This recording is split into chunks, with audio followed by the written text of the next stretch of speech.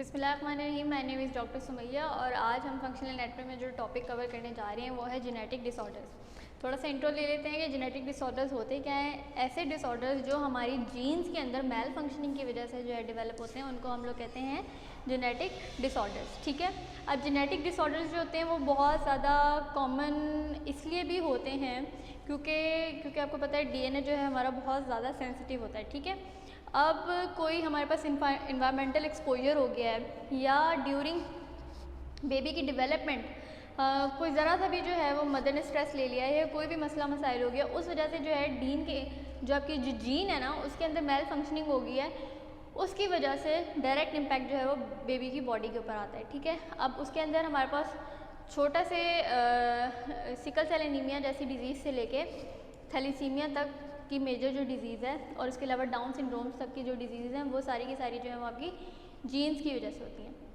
अब जीन्स जो हैं वो इट्स जस्ट लाइक कि अगर आपने एक घर बनाना होता है तो उस घर के लिए आपको सबसे पहले क्या चाहिए, उस घर का मैप चाहिए। ठीक है, कि आपने उस घर को डिज़ाइन कैसे करना है।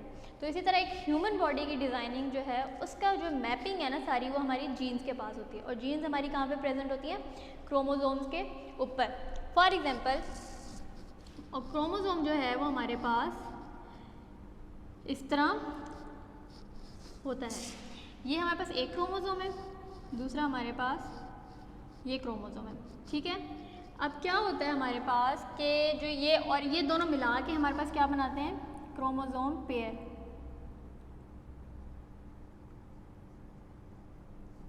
ठीक है जी, अभी जो पेयर है ना इसके अंदर जो ये हमारे पास होती है सेंट्रल पॉइंट, इसको हम कहते हैं सेंट्रोमेयर, और ये जो होते हैं ये इसके क्रोमैटिड्स होते हैं।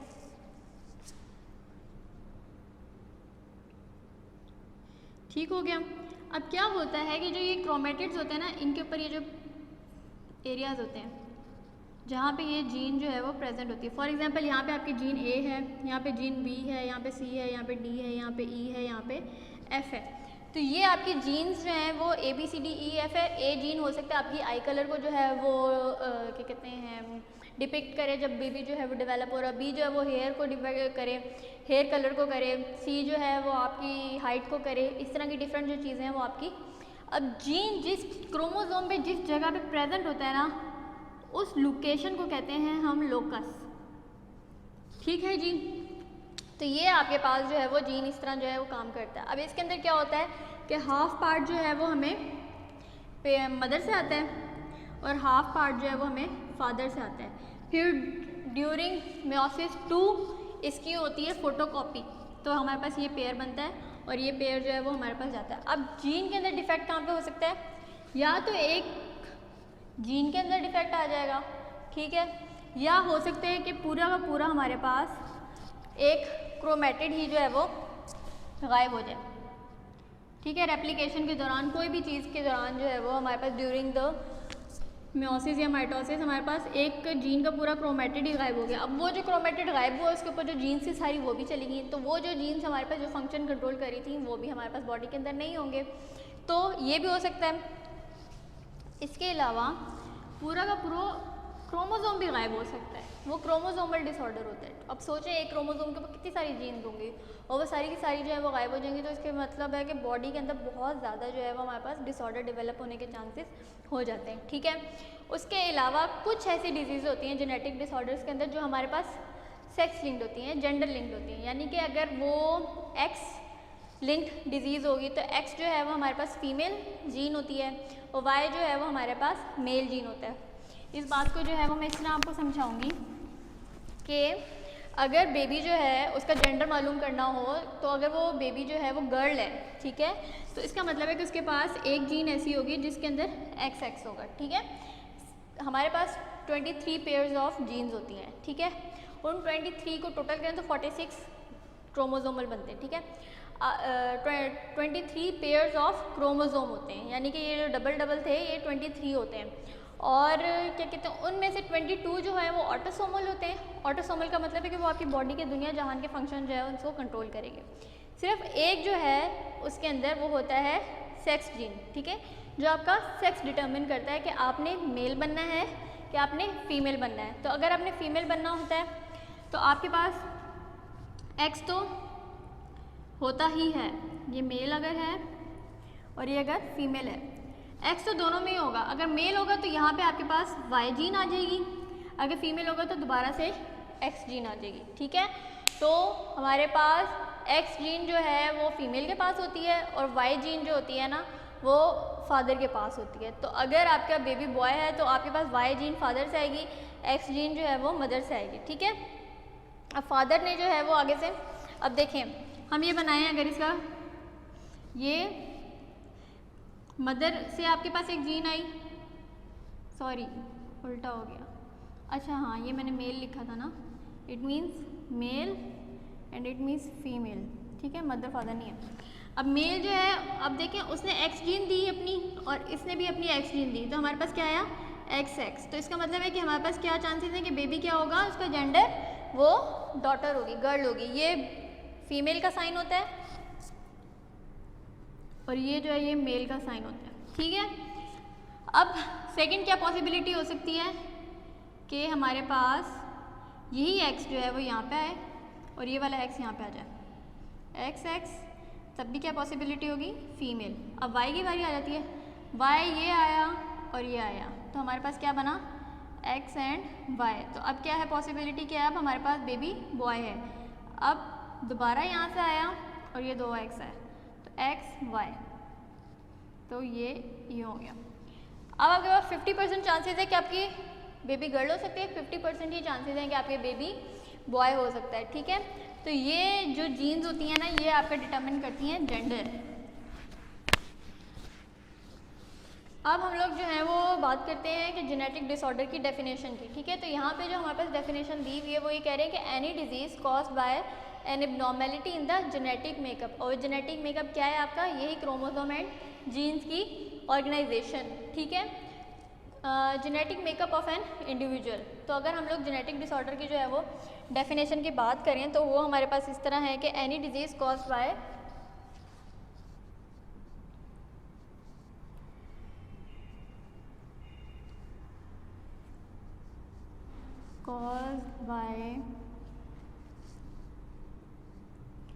an abnormality in the genetic makeup of an individual। ठीक है जी, अब हम लोग बात करते हैं कि हमारे पास जो है वो मैंने आपको बताया सिंगल जीन जो है उसकी म्यूटेशन भी हो सकती है, बहुत सारी जीन्स हैं उनकी मल्टीफैक्टोरियल जीन्स जो है उनकी म्यूटेशन भी हो सकती है। एक क्रोमोसोम का क्रोमेटिड गायब हो जाए वो भी हो सकता है, पूरा पूरा क्रोमोसोम गायब हो जाए उसकी जैसे भी हमारे पास जेनेटिक डिसऑर्डर डेवलप हो सकते हैं। ठीक है, तो हम लोग टाइप्स ऑफ जेनेटिक डिसऑर्डर्स की बात करें जो हमें इनहेरिट हो सकते हैं, तो टाइप्स की अगर हम बात कर लें तो हमारे पास इसकी फर्दर 4 टाइप्स हैं। ठीक है, सबसे पहली जो टाइप है वो हमारे पास है ऑटोसोमल, अच्छा सिंगल जीन इनहेरिटेंस, फिर उसके अंदर फर्दर आगे से टाइप्स हैं। ठीक है, सिंगल जीन इनहेरिटेंस। ठीक है, दूसरी हमारे पास है मल्टीफैक्टोरियल इनहेरिटेंस।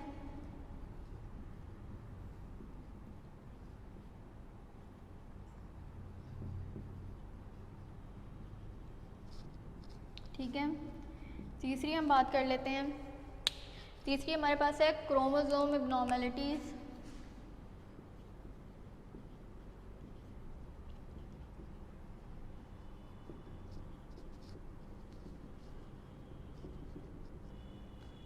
और चौथी हमारे पास जो है वो है माइटोकॉन्ड्रियल इनहेरिटेंस।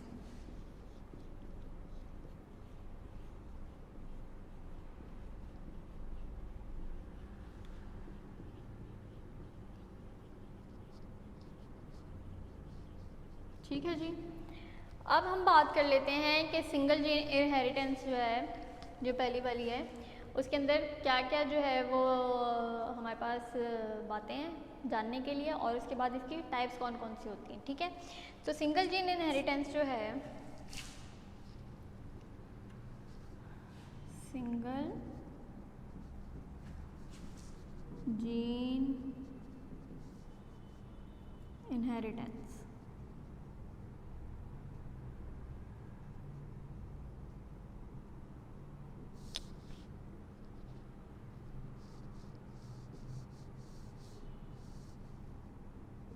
ठीक है जी।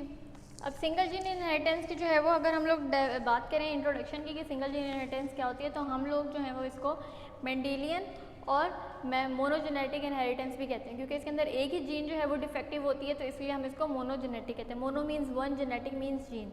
अगर हमारे पास मल्टीपल जीन्स होती हैं हम उसे पॉलीजेनेटिक कहते हैं, पॉली मीन्स मैनी। ठीक है, तो हमारे पास इसको हम लोग जो इसका दूसरा नाम है वो हमारे पास है मेंडेलियन या मोनोजेनेटिक डिसऑर्डर। ठीक है जी। अब क्योंकि इसके अंदर जो है वो एक ही जीन डिफेक्टिव होती है, तो इसकी डेफिनेशन की बात कर लेते हैं। तो changes and mutation that occurs in a DNA sequence of a single gene. ठीक है, तो चेंजेस एंड म्यूटेशन, म्यूटेशन होता है कि जीन का जो सीक्वेंस है ना, अगर उसका सीक्वेंस है ए बी सी डी, ये जीन का सीक्वेंस है, वो ए बी सी डी की बजाय ए बी डी सी हो जाए, तो ये जगह चेंज हो गई है ना। तो इसका मतलब है कि यहाँ पे अब अगर इसने जो है वो हमारे पास आई जो है उसको स्ट्रॉन्ग बनाना था, तो हो सकता है इस म्यूटेशन की वजह से वो अब वीक आई साइड के साथ जो है बेबी पैदा हो। ठीक है, समझ आ गई बात की। Changes and mutation occurs in the DNA sequence of single gene। ठीक है जी। अब हम लोग जो हैं वो इसकी टाइप्स की बात कर लेते हैं। तो सबसे पहले जो इसकी डिफरेंट पैटर्न्स है ना कि किस किस तरह से सिंगल जीन इनहेरिटेंस जो है वो हमारे अंदर आ सकती है। उसके अंदर जो पहला पैटर्न है वो हमारे पास है ऑटोसोमल डोमिनेंट इनहेरिटेंस। ठीक है, तो पैटर्न की बात कर लेते हैं हम।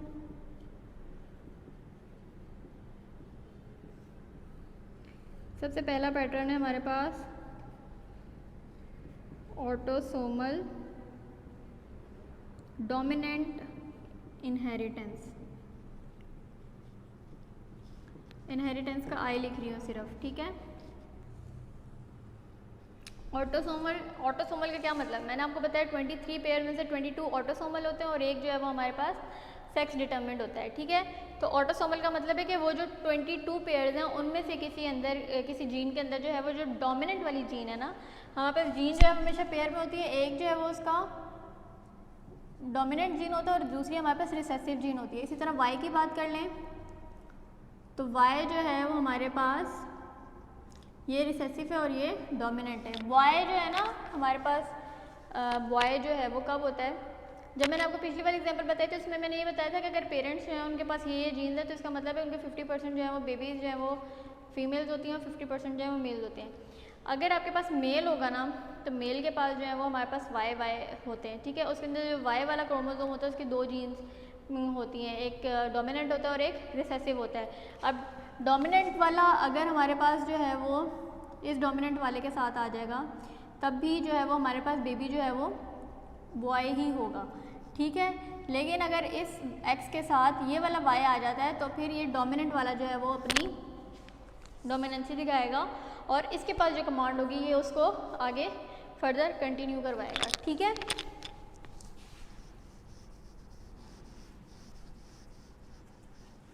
अब हमारे पास जो डिफरेंट पैटर्न्स हैं उसके अंदर हमारे पास है ऑटोसोमल डोमिनेंट 1। अब ये क्या होती है, कैसी डिजीज़ होती है जिसके अंदर only one copy of a defective gene.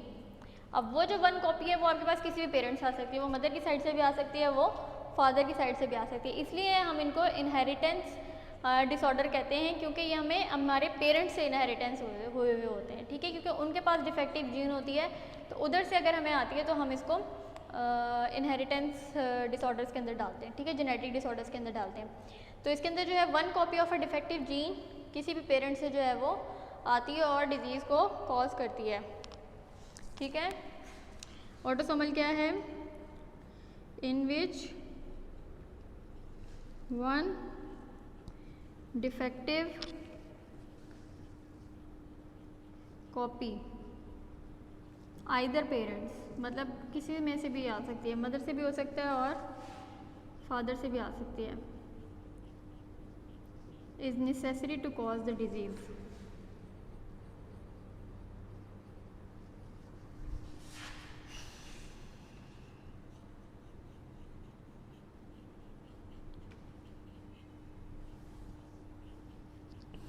अब हमारे पास जो इसके अंदर दूसरी आ जाती है जीन डिसऑर्डर, वो हमारे पास होता है ऑटोसोमल रिसेसिव। ठीक है, ऑटोसोमल रिसेसिव का मतलब है कि जो आपके पास डिसऑर्डर वाली डिफेक्टिव जीन है ना, वो रिसेसिव जीन है। ठीक है, इधर जो डिफेक्टिव जीन थी वो कौन सी? डोमिनेंट वाली थी। ठीक है, मतलब डोमिनेंट का मतलब है इसके ऊपर कोई ना कोई डिफेक्ट होगा, रिसेसिव का मतलब है इसके ऊपर कोई ना कोई डिफेक्ट होगा। अब ये जिसके पास भी जाएगी, तो अगर उसके पास हेल्दी जीन भी होगी लेकिन उसके पास ये डिफेक्टिव जीन आ गई है, तो इस वजह से इसके अंदर जो है वो ऑटोसोमल रिसेसिव डिसऑर्डर जो है वो कॉज होने के चांसेस हो जाते हैं। ठीक है, तो ये हमारे पास रिसेसिव इनहेरिटेंस वो वाली है in which 2 copies of defective gene. अब रिसेसिव जो है उसके अंदर दोनों जो है वो हमारे पास पेरेंट्स से भी हमारे पास रिसेसिव जीन आती है डिफेक्टिव, और मदर से भी डिफेक्टिव आती है, तो उस वजह से हमारे पास जो है वो डिफेक्टिव होती है। ठीक है, ऑटोसोमल रिसेसिव इनहेरिटेंस IB है इसके आगे। ठीक है, इन विच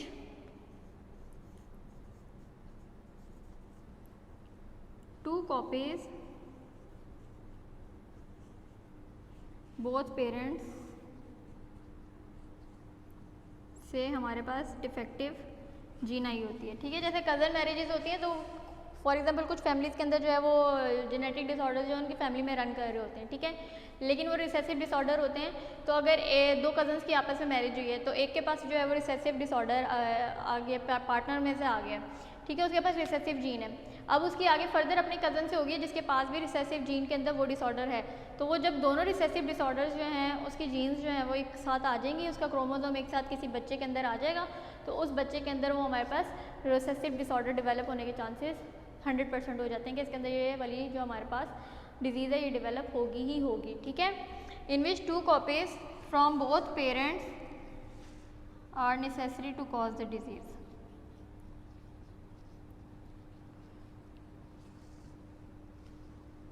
ठीक है जी, अब जो हमारे पास तीसरी टाइप आ जाती है ना, वो है हमारे पास X link inheritance. X link से क्या पता चल रहा है? एक्स मीन्स फीमेल, तो ये हम यहाँ पे लिख लेते हैं तीसरी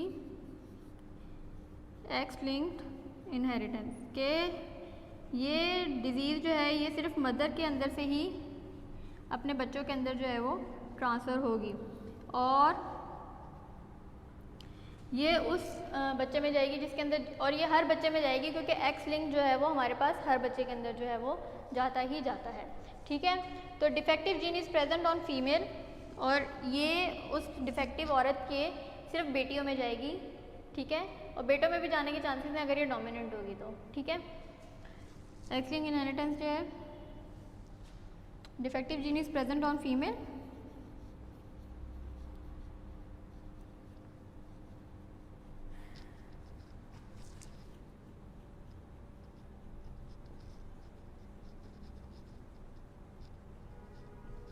फीमेल, और उसके फीमेल के भी एक्स क्रोमोसोम पे होगी।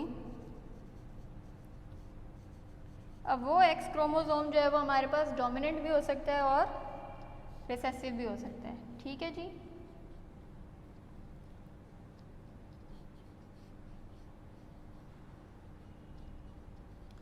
तो ये जो है ये हमारे पास सिंगल जीन डिसऑर्डर्स जो हैं इनहेरिटेंस के वो कंप्लीट हो गए हैं। नेक्स्ट हमारे पास मल्टीफैक्टोरियल, क्रोमोसोमल और माइटोकॉन्ड्रियल डिसऑर्डर्स हैं। इंशाल्लाह हम उनको जो है वो नेक्स्ट लेक्चर के अंदर जो है कवर करेंगे। ठीक है, थैंक यू सो मच।